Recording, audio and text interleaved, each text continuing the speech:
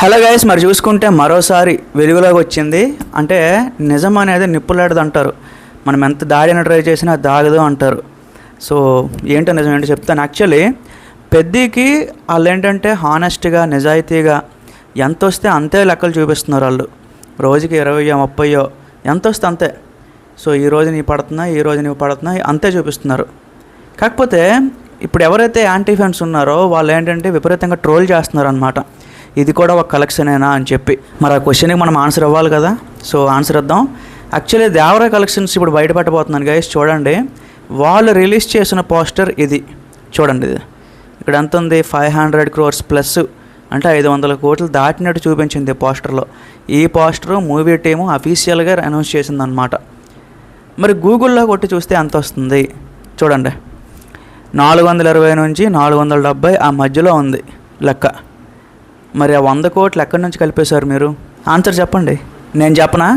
మీకు కావాల్సినంత లెక్కలు యాడ్ చేసుకొని కావాల్సినంత గ్రాస్ పెట్టేసుకొని ఆ పోస్టర్ అయితే రిలీజ్ చేయడం జరిగింది. ఈవెన్ నాగవంశీ కూడా చెప్పాడు ఒక దగ్గర. మీకు పెడుతున్న నా క్లిప్ కూడా చూడండి. సార్, ఆ కలెక్షన్స్ బయట పెట్టడం, పోస్టర్లు వేయడం ఫ్యాన్స్ కోసం చేస్తాం. ఫ్యాన్స్ హ్యాపీ అయితే మేము హ్యాపీ. సో చెప్తున్నాను కదా, నిజం అనేది నిప్పులాంటిది. ఏ రోజుకైనా సరే అది బయటకు రావాల్సిందే. దేవరా కలెక్షన్స్ ఏంటంటే అందులో 30 to 40% అది కంప్లీట్ ఫేక్ కలెక్షన్స్ అవి. ఎందుకంటే హిందీలో అసలు ఏం రాలేదు, తమిళ్లో కానీ కన్నడలో కానీ ఎక్కడా రాలేదు. ఏదైనా ఆడింది అంటే తెలుగు రాష్ట్రాల్లోనే ఆడింది. ఓన్లీ తెలుగు రాష్ట్రాల్లో 500 కోట్లు దాటించి ఎలా వస్తుంది? అసలు బాహుబలి సినిమాకి అది పాసిబుల్ కాలేదు, మరి ఈ సినిమాకి ఎలా పాసిబుల్ అని చెప్పి నా క్వశ్చన్ అనమాట. సో అదే గైస్, నాకు తెలిసి ఈ విషయం తారక్ అన్న వరకు తెలియకపోవచ్చు. మధ్యలో ఎవరైతే మూవీ టీం ఉంటారో వాళ్ళకి అంటున్నాను నేను. ఎందుకంటే మోస్ట్లీ హీరోస్ ఈ ప్రొడక్షన్ తర్వాత ఇందులో ఈ కలెక్షన్ ఇందులో ఇన్వాల్వ్ అవ్వరు. సో సినిమా చేస్తారు, నెక్స్ట్ డే సినిమా అయితే ఆ సినిమాకి జంప్ అయిపోతారు. బట్ ఈ కలెక్షన్ లెక్కలు చూపించి యాంటీ ఫ్యాన్స్ ఏదైతే పెద్ద సినిమాని తక్కువ చేయడానికి చూపిస్తున్నారు చూడండి, అది కరెక్ట్ కాదు. ఎందుకంటే పెద్దకి వచ్చే ప్రతి రూపాయి కూడా జెన్యూన్గా వచ్చిన రూపాయి అది.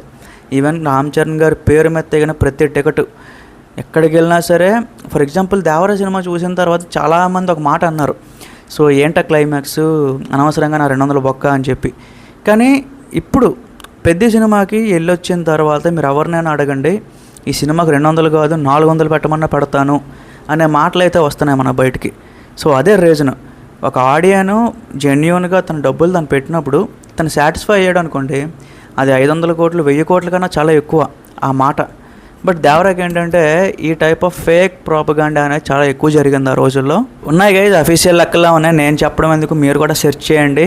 నాట్ ఓన్లీ జూనియర్ ఎన్టీఆర్ గారు, మిగతా హీరోలు కూడా. ఈవెన్ పుష్ప 2 కలెక్షన్స్ కూడా 100% అది ఫేక్. అది ఆల్మోస్ట్ ఒక యాడ్ చేశారు 400 నుంచి 500 కోట్ల వరకు ఎక్స్ట్రా యాడ్ చేయడం జరిగింది వాళ్ళు కూడా. అందులో ఇంకంతే, వాళ్ళు ఒక సినిమాటిక్ లిబర్టీ తీసుకొని ఇంకా వాళ్ళకి నచ్చిన నెంబర్ అయితే పెట్టేసుకున్నారు. ఈవెన్ పెద్దలో కూడా యాడ్ చేయలేదు బ్రో అంటే చేస్తారు. కానీ ఎక్కడ ఏంటంటే మనకి ఏ రోజు ఆ రోజు బుక్ మై షో టికెట్స్ చూపిస్తున్నారు, డిస్ట్రిక్ట్ యాప్ కానీ ఎక్కడ పడితే ఆఫ్లైన్ సేల్స్ కానీ అన్నీ కూడా మనకు ఒక ప్రూఫ్లా చూపిస్తున్నారు. సో మనం కూడా నమ్మేటట్టుగానే ఉంది అందులో. ఓకే, నిజంగానే ఈ సినిమాకి ఈ కలెక్షన్స్ వచ్చాయి అని నమ్మేటట్టు ఉంది. కానీ మిగతా సినిమాలకు అట్లా కాదు పరిస్థితి. మొన్న వచ్చిన చిరంజీవి గారి సినిమా మళ్ళీ అది వేరు. ఆ సినిమాకి ఏంటంటే ట్రాక్టర్లు వేసుకొని, బగ్గీలు వేసుకొని, అగైన్ ఎద్దుల బళ్ళు వేసుకొని, ఎక్స్ట్రా కుర్చీలు వేసుకొని ఆ టైప్ ఆఫ్ కలెక్షన్స్ కొట్టింది 400 కోట్లు ప్లస్. మనం లైవ్గా చూసాము థియేటర్ల దగ్గర. ఈవెన్ ఎంటర్ అవడానికి కూడా అసలు ఖాళీ లేకుండా అంత జనాలు కిటకిటలాడారు పండగ సీజను. సో దానికి 400 కోట్లు వచ్చాయంటే కూడా మనం నమ్మగలం. సో ఆ మాదిరిగా కొన్ని సినిమాలకి ఏంటంటే చూస్తే నమ్మేటట్టు ఉండాలి ఆ కలెక్షన్స్ ఇవన్నీ కూడా.